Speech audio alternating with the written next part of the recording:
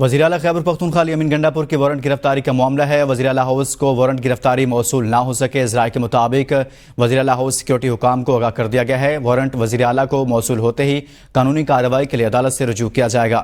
ذرائع کے مطابق وزیراعلیٰ کی ناقابل ضمانت وارنٹ گرفتاری کو منسوخ کرنے کے لیے متعلقہ عدالت سے رجوع کیا جائے گا۔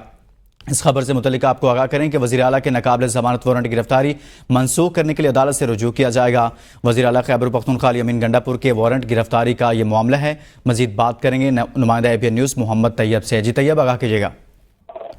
جی بالکل، علی امین گنڈا پور کے خلاف جو اسلام آباد کی مقامی عدالت نے ناقابل ضمانت وارنٹ گرفتاری جاری کی ہے، تو اس کے خلاف جو علی امین گنڈا پور کے جو لیگل ٹیم ہے اس کے مطابق علی امین گنڈا پور نے پشاور ہائی کورٹ سے بھی رجوع کر لی ہے، اور ساتھ ہی جو ہے وہ آج پشاور ہائی کورٹ میں اس کا پیش ہونے کا بھی امکان ہے۔ جو علی امین گنڈا پور کی لیگل ٹیم ہے ان کے مطابق علی امین گنڈا پور کے خلاف جو اسلام آباد کے مقامی عدالت نے نان اویلیبل وارنٹ جاری کیا تھا، تو اس کے خلاف پشاور ہائی کورٹ میں درخواست کر دی گئی ہے، اور علی امین گنڈا پور جو ہے وہ آج پشاور ہائی کورٹ میں جو ہے وہ پیش ہوں گے۔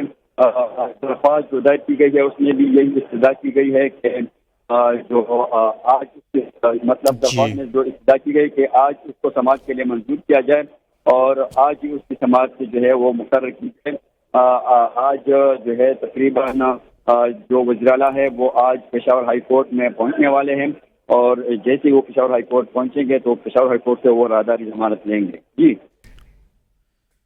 طیب، یہ بھی کہیے گا اس حوالے سے کہ خیبر پختونخوا حکومت کا اس پر کیا موقف سامنے آ رہا ہے؟ کوئی قانونی ٹیم سے مشاورت ہوئی؟ کوئی ضمانت سے متعلق رجوع کرے گا؟ جی بالکل، جو وزیراعلیٰ ہاؤس کے جو ذرائع ہیں ان کا یہی کہنا ہے کہ ابھی تک جو وارنٹ ہے ناقابل ضمانت وارنٹ، وہ بھی وزیراعلیٰ کے جو متعلقہ سیکشن افسران ہیں ان کو موصول نہیں ہوئی ہے، تاہم جیسی وہ موصول۔